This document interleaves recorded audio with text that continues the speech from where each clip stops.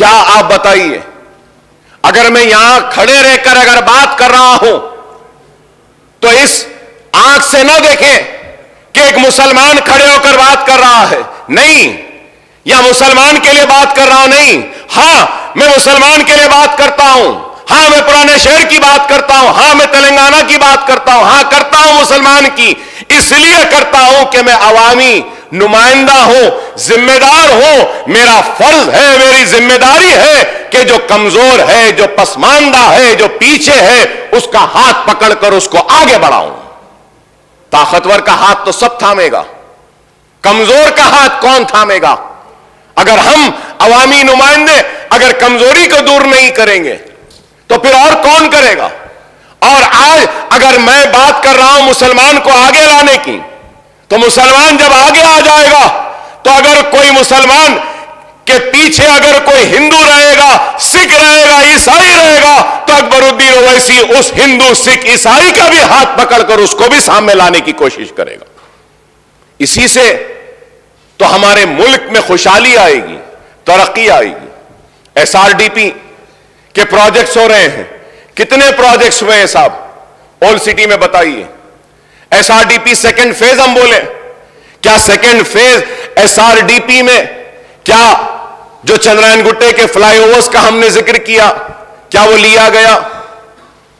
Minister साहब ने वादा किया था, बजट पे ले लीजिए, बजट नहीं साहब मैं जरा बोलता हूं साहब, इसमें खत्म करता हूं सर। मैं मिनिस्टर साहब ने वादा किया था सर, ऑनरेबल स्पीकर साहब, मैं आपसे बड़े ही अदब के साथ, बड़े ही एहतराम के साथ, इस कुर्सी की इज्जत करते हुए मौजरत ख्वाही के साथ कहना चाहता हूं, स्पीकर साहब 1 साल हो गया, मिनिस्टर साहब ने कहा था कि मीटिंग बुलाएंगे, बहादुरपुरे में आईटीआई का था, कई इश्यूज थे, 1 साल में क्या मीटिंग बुलाए सर? इस ऐवान में वादा किया जाता है, क्या ऐवान में जो तयखुन दिया जाता है, जो जबान दी जाती है, क्या उसकी भी अहमियत नहीं है? क्या उसका भी एहतराम नहीं है? आप बताइए स्पीकर साहब, आप बोलिए, आपकी मौजूदगी में कहा गया कि जरूर मीटिंग बुलाएंगे, क्या आज तक मीटिंग हुई? हमने जूनियर कॉलेज के लिए कहा था, बहादुरपुरे में आईटीआई के लिए कहा था, इंक्यूबेटर्स के लिए कहा था, स्टार्टअप्स के लिए कहा था कि वो जो एससी एसटीज को जो आप दे रहे हैं वो मुसलमानों को दीजिए। On par with SC STs का वादा किया गया, on par with SC STs क्या हुआ? क्या रिव्यू हुआ? मैं जानता हूं चीफ मिनिस्टर साहब मसरूफ रहते हैं, मैं जानता हूं केटीआर साहब भी मसरूफ है, मैं जानता हूं कि सारे मिनिस्टर्स मसरूफ हैं, उनसे दरखास्त करूंगा सबसे, आप लोग मसरूफ हैं, हमको एक आदमी बता दीजिए जिसके पास हम जाके मिल सकते हैं, हम मिल लेंगे, खड़े रह जाएंगे, आपके चपरासी से भी मिलना बोले तो मिल लेंगे, तेलंगाना के लिए, पुराने शहर के लिए, हमारी आवाम के लिए हम खड़े रह जाएंगे, मगर मिलिए तो सही, कोई वादा तो पूरा कीजिए। सर नए स्पीकर साहब बोलने दीजिए मुझे सर, मैं बजट पे बोलेंगे साहब, इस पे भी बोलना है, बजट पे भी बोलेंगे, बजट में आने का इश्यू है ना हर वक्त यही बोले साहब, सेशन बढ़ा देंगे, विंटर सेशन आ जाएगा, 15 दिन कर देंगे, कितने हुए साहब? 2014 से लेकर अगर हम देखेंगे, फिगर्स है साहब मेरे पास, फिगर्स है, 126 दिन हुए थे, अब ये 5 साल 4.5 साल में सिर्फ 64 डेज ही बैठे हम। टीवी के डिबेट्स में ज्यादा बैठते हैं, असेंबली में कम बैठते हैं लोग। अहमियत आज टीवी की हो गई, इस हाउस की नहीं रही। बोलने दीजिए साहब, पहले अब आप लोग तय कर दिए 12 को खत्म, 25 साल होने आ रहे हैं साहब, कभी बजट सेशन इतना जल्दी तेजी के साथ खत्म होता हुआ नहीं देखे। लेटर भेजा मैं बीएससी में, इस वास्ते नहीं आए हैं जियो, आपके चीफ मिनिस्टर साहब भी नहीं आए, लीडर ऑफ द हाउस भी नहीं आए, नहीं आए तो फिर हम नहीं आए तो क्या? हाँ तो क्या? देखिए मैं तसादुम करना नहीं चाहता, मैं तसादुम करना नहीं चाहता, तो बोलना नहीं है, या तो आइए माइक पे आके बोलिए,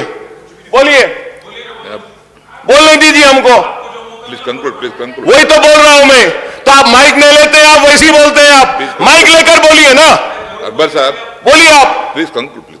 इतना गुस्सा आप लोग को, इतनी नाराजगी कि फिर क्यों भाई, बोलने दीजिए ना, बोलने दीजिए। शिकायत क्या है साहब, शिकायत क्या है बताइए। స్పీకర్ సార్, సభ అన్నప్పుడు కొన్ని మర్యాదలు కొన్ని పద్ధతులు ఉంటాయి సార్. ఇప్పుడు వాళ్ళ సభ్యులు ఉన్నది మొత్తం 7, మాకున్నది 105 మంది. మరి 7 ఉన్న వాళ్ళకు మీరు గంట టైం ఇస్తే గంటల పాటు ఆయన గవర్నర్ ప్రసంగం మీద కాకుండా బడ్జెట్ మీద మున్సిపల్ పద్దు మీద మాట్లాడినట్టు మాట్లాడితే దానికి మేము అభ్యంతరం పెడతా అంటే కూడా ఆయనకు ఆవేశం ఎందుకు సార్? రెండోది సార్, వారు మాట్లాడుతున్నారు మీరు బీఏసీ ఈ నిర్ణయం తీసుకున్నారు ఆ నిర్ణయం తీసుకున్నారని మాట్లాడతారు. ఆయన బీఏసీకే రాడు. వచ్చి ఏమైనా వాదించినా, వచ్చి చెప్పినా, విజ్ఞప్తి చేసినా మీరు వింటారు. శాసనసభ వ్యవహారాల మంత్రి ఉన్నారు, అక్కడికి రారు. అక్కడికి రాకపోగా పైపెచ్చి ఈ టర్మ్లో అసలు అసెంబ్లీయే జరగలేదన్నట్టు మాట్లాడుతున్నారు. ఆయన మర్చిపోతున్నాడు ఈ టర్మ్లో 2 సంవత్సరాలు కోవిడ్కి పోయింది, అది మర్చిపోతున్నాడు కన్వీనియంట్గా. అంటే అధ్యక్ష, మాట్లాడేటప్పుడు ఆవేశంగా గొంతు పెంచి గొంతు చించుకుంటే దానివల్ల ఏం రాదు అధ్యక్ష. చెప్పాలనుకున్న పాయింట్ చాలా క్లుప్తంగా పద్ధతిగా మర్యాదగా కూడా చెప్పొచ్చు.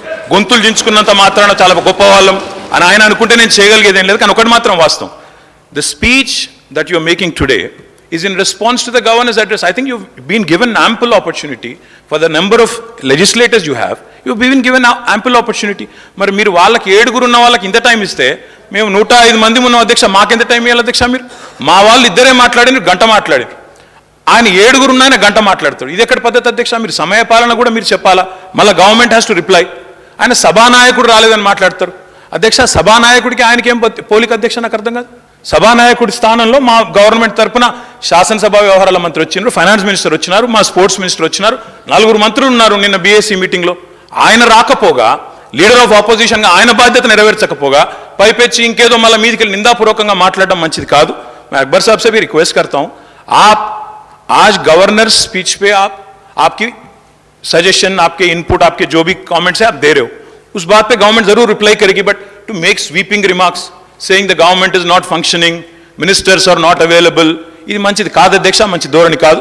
ఇప్పటికైనా వారిని సవరించుకోమనండి. మీరు కూడా సమయపాలన పాటించాలి అధ్యక్ష. ఎందుకంటే మరి మాకు కూడా అవకాశాలు రావాలి, మేము కూడా మాట్లాడాలి, మంత్రులు సమాధానం చెప్పాలా, ఇక్కడ చెప్పి మేము కౌన్సిల్కి పోవాలా. కాబట్టి ఇది కరెక్ట్ వ్యవహారం అయితే కాదు. వారిని కూడా దయచేసి సమయపాలన పాటించే విధంగా తమరు చర్య తీసుకోవాలని కోరుతా ఉన్నాను అధ్యక్ష. అధ్యక్ష, గౌరవనీయులు అక్బరుద్దీన్ ఓవైసీ గారు, I stand corrected. I wasn't sure. I was not clear, sir.